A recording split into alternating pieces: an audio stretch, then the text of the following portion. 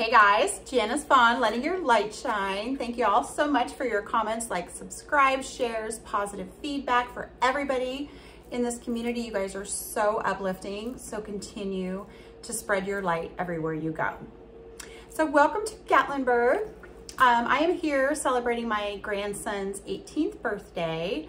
We got here yesterday, so we've got about, what, 9 more days of exploring, and this is one of my favorite places, other than Hawaii, of course. I don't know what it is about the Smoky Mountains, but they are so healing. And so I wanted to bring my grandson here because there's so much to do for kids. I mean, if you haven't gotten here, get here. It is so great. It's amazing. So we're going to have so much fun together, and I have to share with you guys something. This is hilarious. So this came the day before that I left. New passport. So I was so excited because I had, renewed it back in January, and I just got it. And I looked at the issue date and I went, oh, what? The issue date is March 7th, 2023. All right. The ones that have been following my story know that March 7th of 2022 was the date that I kicked the narcissist to the curb. Okay. So this was like redemption in a way, because I was like, hell yeah, issued on the date of my anniversary, and he can't get a passport. He couldn't get a passport. He owes child support. In Arizona, you cannot get a passport if you owe back child support. So I'm like, this was like another step of my freedom, because I knew that with him, even though I would have traveled anywhere, I just didn't renew my passport for a couple of years. Because I thought, well, he can't go out of the US and blah, blah, blah. And I'm like, you know what, dude, I am not going to allow you to limit me and my travels. So 10 years, here we go. Look for all the exciting places I'm going to go, because I'm not being limited anymore. So this was just another step of my freedom, which was so humbling. And I am just so grateful and gracious for that. So it was super, super cool to see that. I just went, oh, thank you. The signs are everywhere. You just really have to look for them and see them. And, numbers is my thing. So when I saw that, it was just super cool to see the exact date. But anyway, so I'm here with my grandson. He's 18, and he's autistic, and he is freaking amazing. He's amazing. He brings so much joy to my life. He brings so much joy to so many other people. And when I was with the narcissist, anytime that he would come around, and he's in the other room, by the way, doing he writes song lyrics, and he's so good at it. I'm like, dude, you're amazing. But anyway, so I always said to him, I said, why do you act so different when I have my grandson, or I have my daughter, 33-year-old, who's got some special needs as well? And he goes, I don't act different. I don't know what you're talking about. I'm like, yes, you do. You go hide in the bedroom and you avoid them like the plague. And, if anybody has never been around a special needs individual, you're missing out. You're missing out. And I always tried to tell him, I go, you know what? If you have a sour heart, these people will bring you so much happiness and teach you patience and teach you love and just teach you how to just be aware and in the moment and live your life to the fullest. And he wouldn't get it. And so my point in telling you this is, it hit me today when my grandson and I were driving around exploring, and we were just talking, and I thought, there's nobody else in this car interrupting us. There's nobody else in this car talking over us. There's nobody else in this car who's trying to demean either of us. And it just, as I'm driving through the tall trees, and, we're going on a bear hunt, and we're looking for bears and all this stuff, I thought, I've never had that much fun in my life. And had the narcissist been here, the trip would have been ruined within 2 hours of getting here.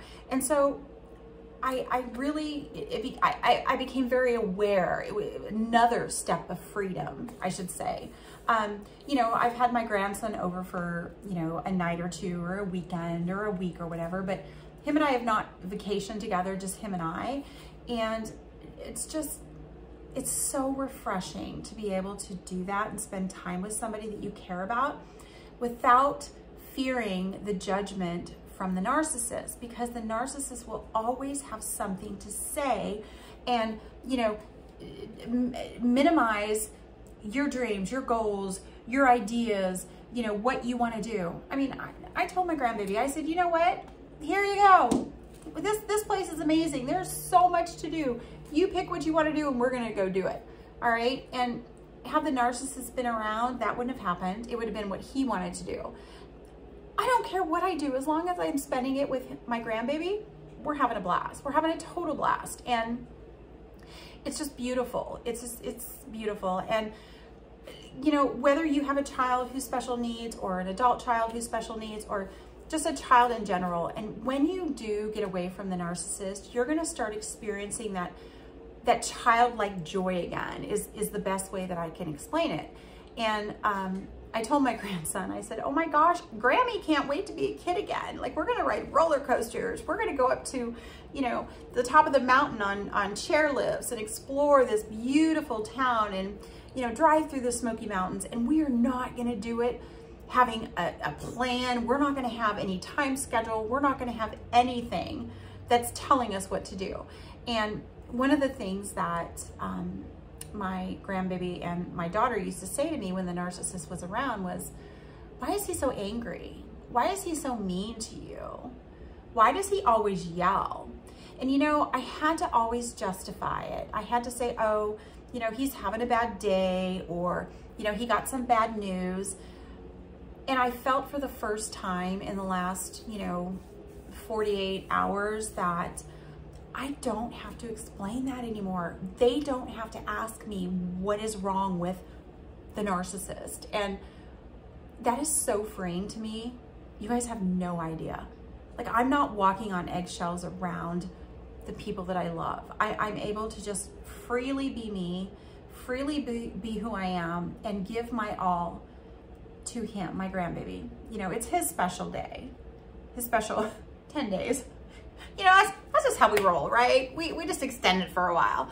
But I never realized how much the narcissist played a part in diminishing and limiting the time and the fun that we would have together as, you know, he was growing up and, you know, my daughter was growing up, because it was just always just a sad, sad situation. And I finally, for the first time, I just